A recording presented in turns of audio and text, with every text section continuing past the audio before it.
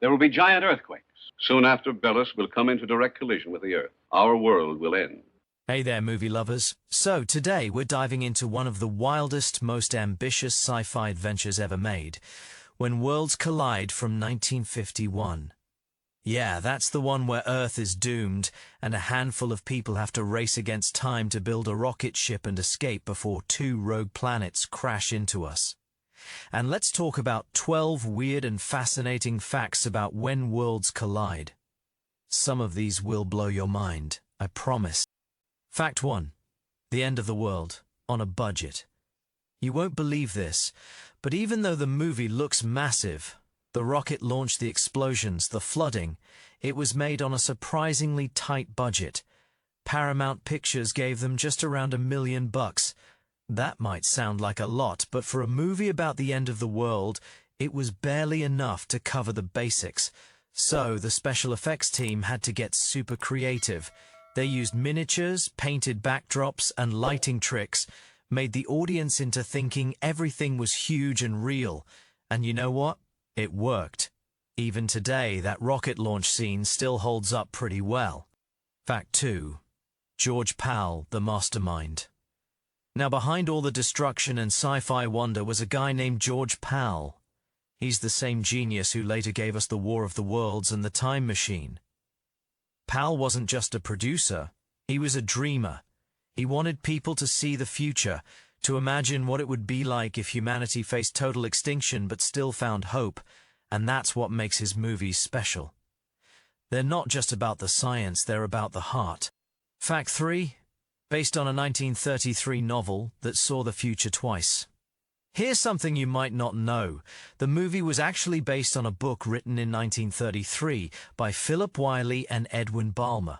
And guess what? The book already had a sequel called After Worlds Collide. It picks up right after humanity lands on the new planet Zyra. They actually planned to make that sequel into a film too. But Paramount shelved the idea after the first movie. Imagine how cool it would have been to see what happened next. Fact 4. Miniatures that amazed everyone. Okay, this one's crazy. A lot of people back then thought some of the big rocket ramp and destruction scenes were real, like they built full-size sets. Nope. Everything was miniature. The launch pad, the rocket, even the city, all were tiny models shot with clever camera angles. George Pal's effects team was so good at it that the miniatures looked absolutely real on screen. You just got to admire that craftsmanship. Fact 5. That rocket was totally unrealistic.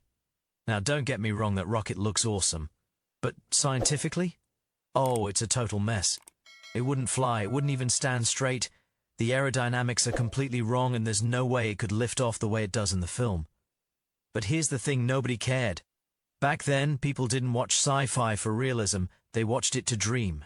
And that sleek silver rocket became one of the most iconic movie designs of the decade. Fact 6. The hidden moral of the story. You know, for all its flashy sci-fi stuff, the real story here is about people. When Worlds Collide shows how humanity behaves when everything's about to end. Some characters get greedy, some stay noble, some fall in love.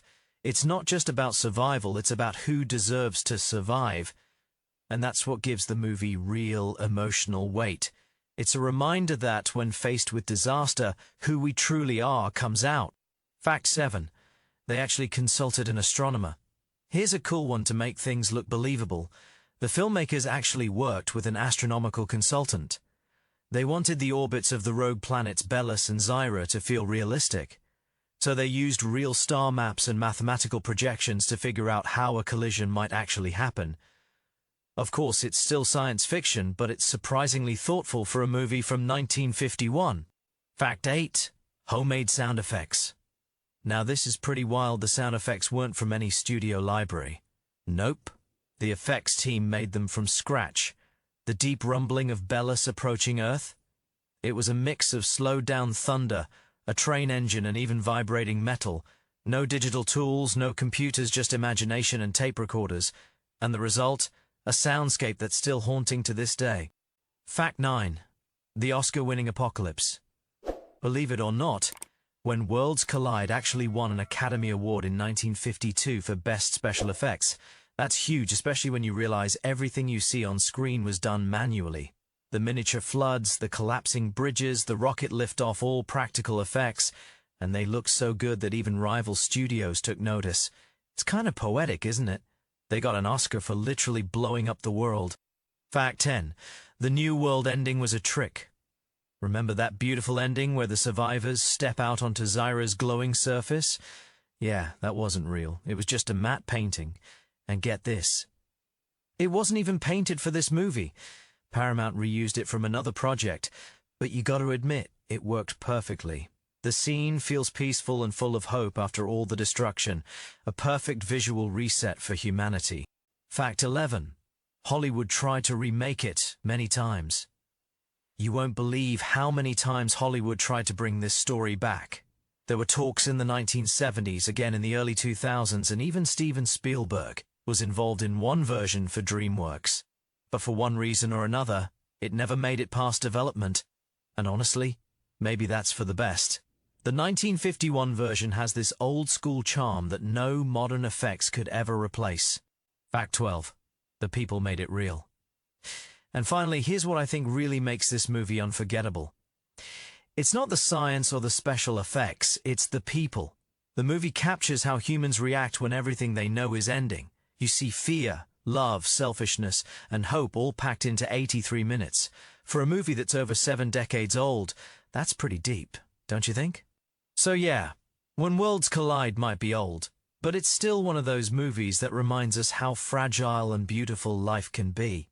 And honestly, that's what great sci-fi is all about, not just the stars, but the souls beneath them. What do you think? If you knew the world was ending tomorrow, would you fight for a ticket on that rocket or stay and face it? Let me know in the comments because I love hearing your thoughts. And hey, if you enjoy these deep dives into classic Hollywood films as much as I do, hit that subscribe button and let's keep exploring old school cinema together.